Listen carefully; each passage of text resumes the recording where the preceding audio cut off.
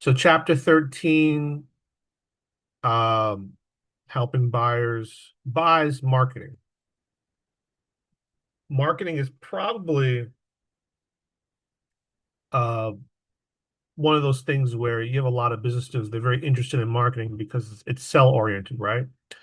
Marketing is a cornerstone to generating revenue for a business because you can have a great product.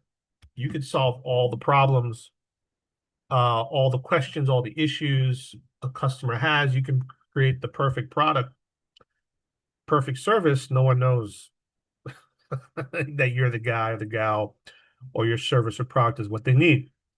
So marketing is an important activity, right? And vice versa. You can have a lot of marketing and you have a really crappy garbage product and service, but everyone's buying it because it's the popular thing. People hear about it. Okay. So definition of marketing is the activity set of institutions and processes for creating, communicating, delivering, exchanging offerings with values for customers, clients, partners, and society at large. Right. So that's sort of the textbook definition. That's the type of definition you would see on the exam, right? So on your final, if they ask you what's marketing, there's an answer that you would see as per the question. Okay. And if you have any questions, just interrupt and shoot them out. Okay. So there are different eras of marketing, right? And you can see from this chart here the production era, the selling era, marketing concept, and customer relationship. Okay, so it's sort of dealing with how people approached marketing, the fundamental values of marketing over time, and how that's shifted and changed. Not to mention just the mediums of technology alone has made it different. Okay, so the different eras of marketing are important as well, question wise.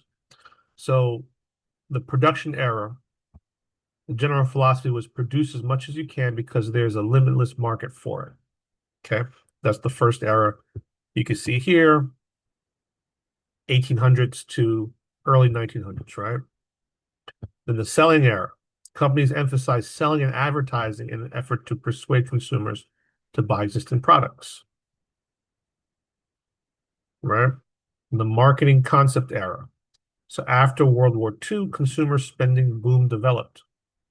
Businesses knew that they needed to be responsible to consumers if they wanted their business. So the marketing concept is a three-part philosophy. So what are the three parts of the marketing concept? Customer orientation, service orientation, profit orientation. Well, what does that mean, though? Right? What does that mean? So when you look at, when you look at three-part business philosophy, customer, service, profit, right? So understanding who your customer is, providing, there's a saying called service leads to sales, which ties into the next section as well, and then focusing on profits. This is sort of like the modernization of marketing, right? From where it was to where it's transitioned today, the marketing concept. So then we're now in this customer relationship era. So customer relationship management, which is the CRM, you'll see that term used sometimes to describe a tool also for engaging with customers, learning as much as possible about the customer and doing everything you can to satisfy or exceed their expectations.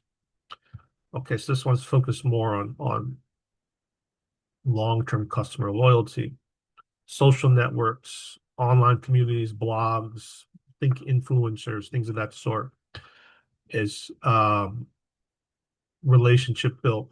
I would also say, it's knowledge based. You look at Facebook, for example, uh, social media. When you log into TikTok or whatever social media you use, you're not paying a fee for it, right? Because they're stealing your information. They're grabbing data about you, looking at what you click, uh, looking at when you leave their website, putting cookies and stuff on your phone or your computer, assuming you don't block it, to see what websites you go. And then those websites steal your data, create a database about you, and they share data, right?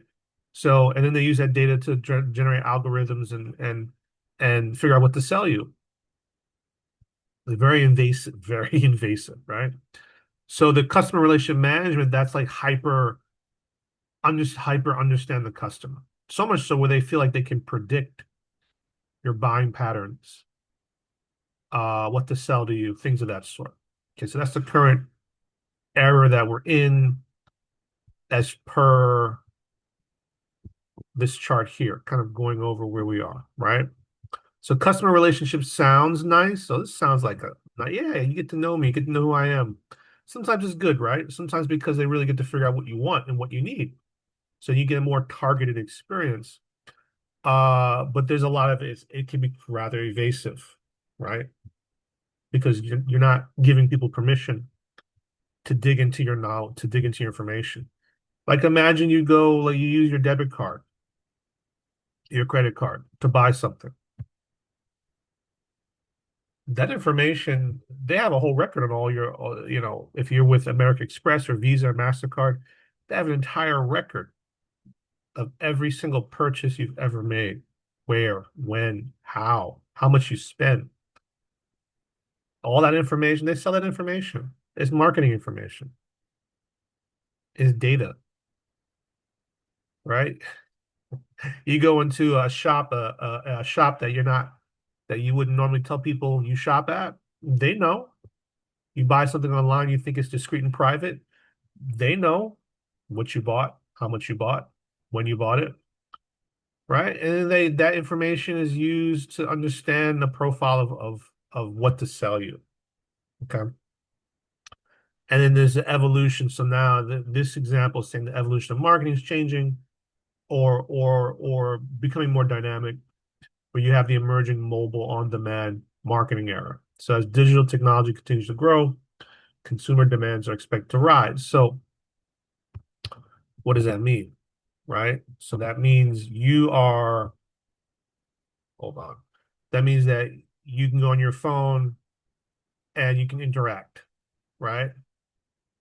They're grabbing data about you instantly. They're marketing to you instantaneously based upon the data they're getting, the data they have.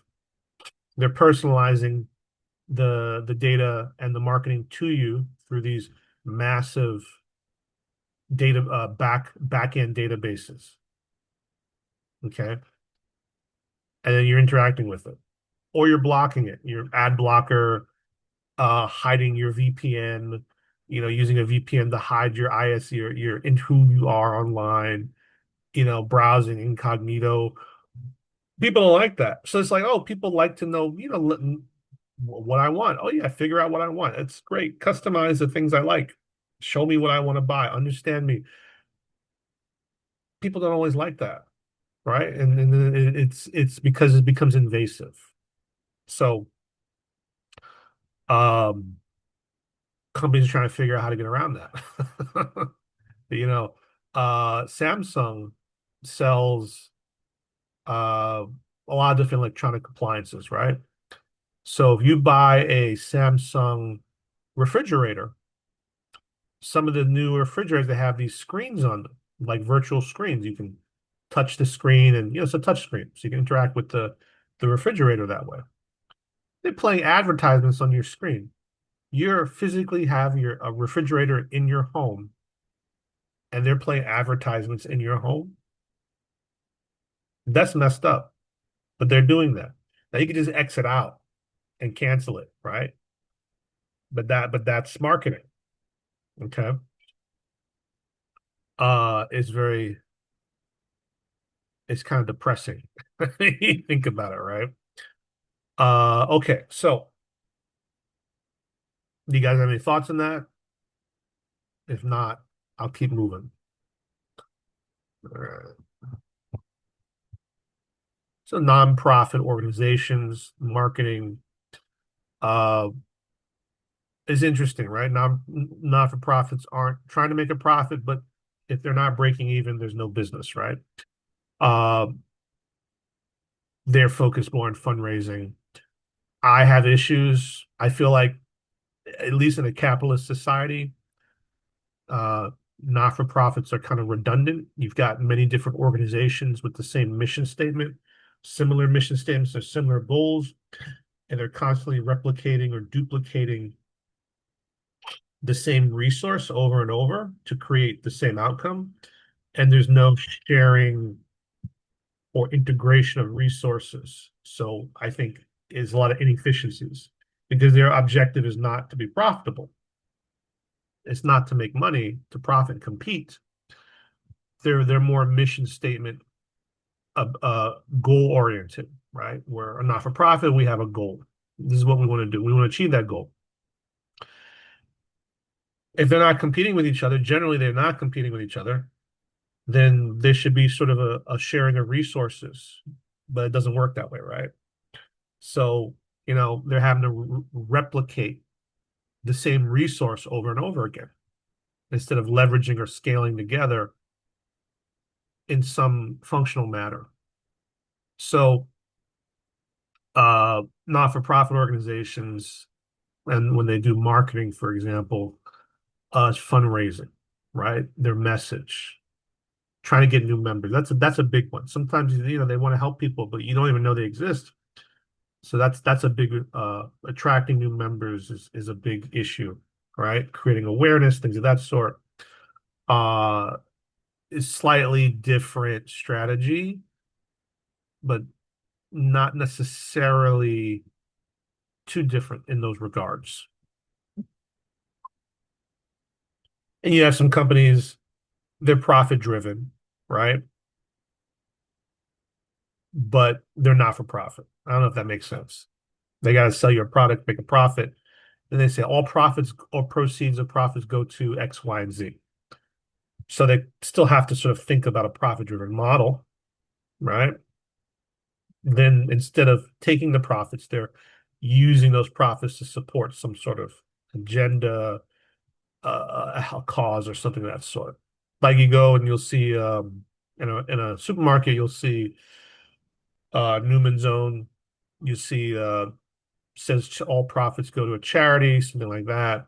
That's an example where they're providing a service or a product that's on a consumer level that sort of more traditionally is following uh, uh, uh, a not-for-profit model in terms of organizational structure, uh, profit-driven activities. But the end result is not to take those profits and share them with the uh, shareholders. There are no shareholders in this case. It's to achieve a mission, right? But then, you know, what do you do with the money when you get it, right? Give it to someone else that says, all right, thanks. I'm going to go do what I got to do with it. So marketing mix, the four P's of marketing, this is important, right? These are the ingredients that go into a marketing program known as the four P's. Sort of like whenever you're creating a marketing plan, this is one of the places to begin, or I should say actualize marketing. All right. Product, the price, the place, and the promotion. So here's an example, right? Marketing managers must choose how to implement the four P's of a marketing mix, right? The goals are to please customers and make a profit. So in this example of marketing mix, the product, they see the product here. What's the product? The product is, in this case, beauty supplies. What's the price of that? Where's the place? Where is it being disseminated, utilized, obtained, right? And what's the promotions? So this is a very basic, if you're outlining a marketing plan, four P's, very basic outline. Okay. So you'll see here the marketing process with the four P's, right? So this is sort of this chart on the left is the process, sort of like the product design process. How did we come up with this product? How did the evolution of this product come? So, you're looking at an opportunity for a market. This is what corporations do when they have different You might see a product and there's like five different versions of that same product. You'll see diapers or you'll see baby wipes, and it's like, oh, this is our organic line. This is our scented line. This is our non-scented line.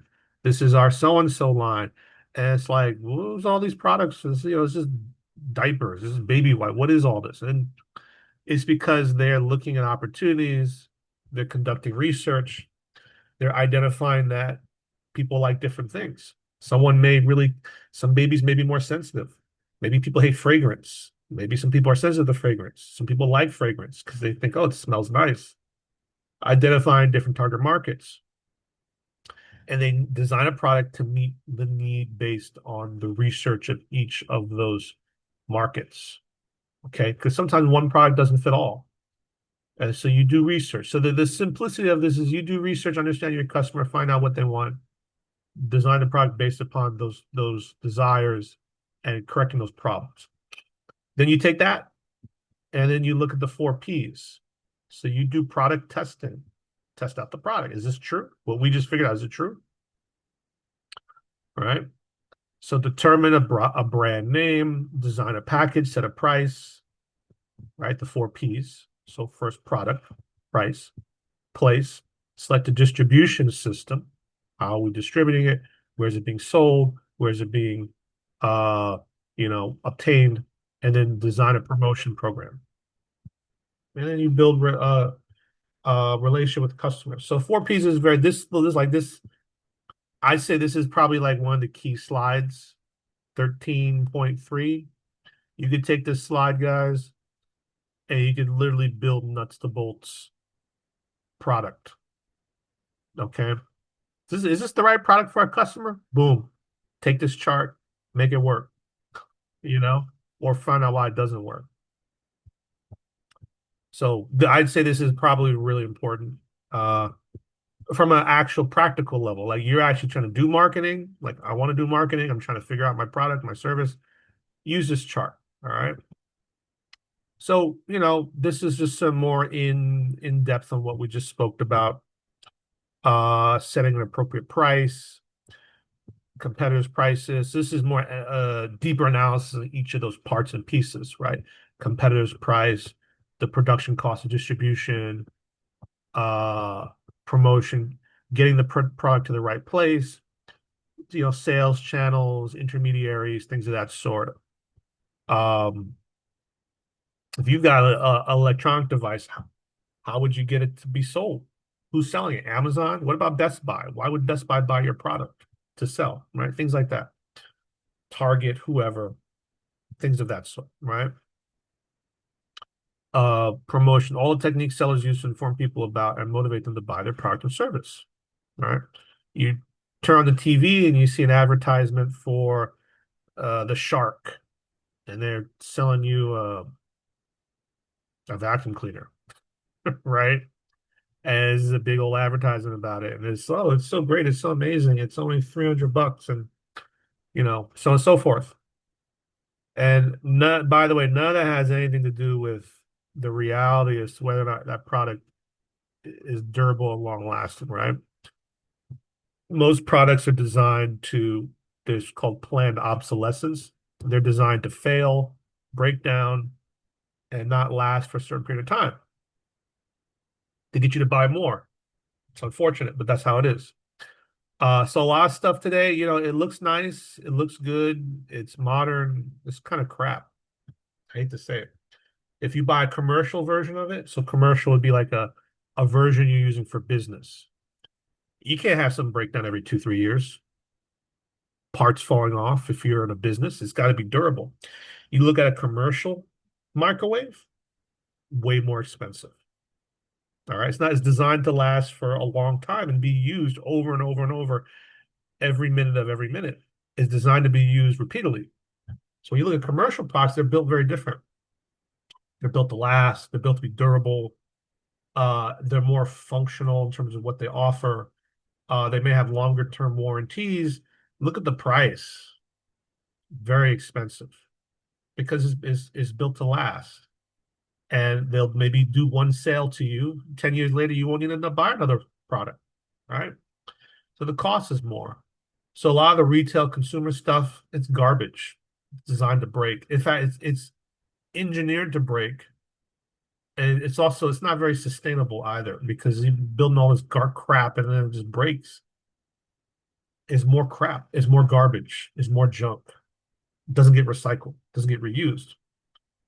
So, you know, marketing's nice, but it doesn't always market the truth of a situation, right? So promotion, all the techniques sellers use to inform people about and motivate them to buy their product. Right? If they told you this great, innovative new vacuum is going to break down in a couple of years, you probably wouldn't want to buy it, right? But when they design and build it, they're looking at the cost of parts, how quickly it takes to fail, doesn't fail. You know, to be honest with you, that $300 vacuum, they could build a $3,000 version that wouldn't break, but they don't. They could though. Some companies do build stuff like that. But then who wants to spend $3,000 in a vacuum? Someone does. Someone that can afford it and doesn't want it to break. All right.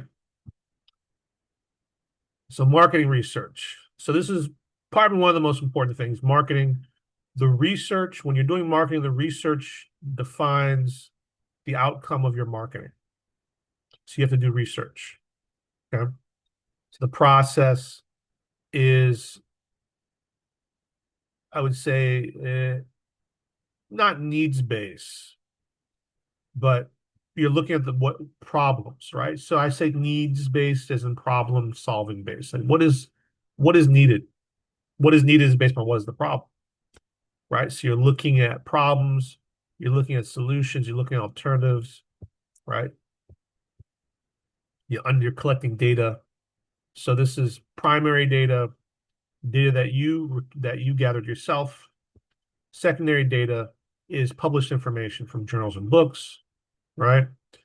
And focus groups, maybe you talk to a bunch of people that cleaning ladies or people that homeowners that have your product have a vacuum and you sit down and talk with them. What's wrong with your vacuum? What do you observe? What do you notice? What's some issues to understand, how do we make a really better vacuum? That's innovation. That's also an innovation process too. So a lot of this stuff we're going over, research, it's a similar process when you're looking at doing innovation, similar lines of activities. Okay. That's why I said it's important because it ties to different areas of business, but it's the same thing you're doing. Looking at the research data, choosing the best solution, implementing it, right? Environmental scanning. So this is sort of looking at the PEST, global factors, technological factors, cultural factors, economic factors, the overall environment. And you get this cool little chart here. And this is a cool chart, not because it looks cool, because it's functional, right? So you got the four P's with the consumer, but then you have these factors shaping the four P's, shaping your research, shaping understanding the problems of the research, right? So for example, your product, all these things, your competition, the technology, the culture shapes your product, right? What if people are not into something because it's culturally taboo? Oh, well, this is probably not a good product, right? Technology is going to implement how you promote things, right? The economy of the environment, how you might promote something in Africa different than you promote in the US. Everyone in Africa, they have like a little a little, cell phone. What type of phones are they using? That's how they're connected, right? How would you promote something? A text message? So it's different. So this is a very cool thing to think about, to look at, to understand. Okay. Obviously, the further out you go, the broader it is, the more challenging it is to maybe think about it. But so this is great for like an innovation tool. So figure 13.3 and 13.5 are really, I would say, like the key takeaways, if I had to say, in terms of marketing. So I'm going to end the lecture here. Do you guys have any questions for me or about the coursework we just did or about this lesson before I end recording?